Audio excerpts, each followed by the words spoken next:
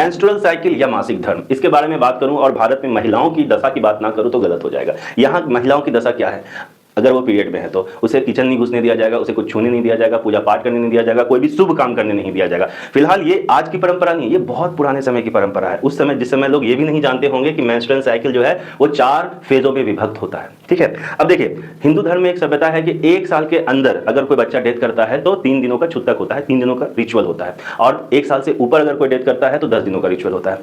कथा के अनुसार वैसे बहुत सारी मिथक कहानियां होंगी, बहुत सारी झूठी कहानियां, दकियानुसी बातें होंगी, उसमें से एक बात यह भी है जो सर्वमान्य है कि उस समय के लोग ये जाने न जाने कि ये 4 भागों में विभक्त है, ये जरूर जानते थे कि 14वां 15वां दिन जो होता है स्पर्म फ्यूजन का सबसे अच्छा दिन होता है। महिलाओं में 28 दिनों तक एक इंतजार करता है। ठीक है, उसके बाद अगर ये फर्टिलाइजेशन नहीं हुआ तो एक ब्लीडिंग के द्वारा बाहर निकल जाता है, जिसको हम लोग मेंस्ट्रुएशन साइकिल भी कहते हैं, मासिक धर्म भी कहते हैं।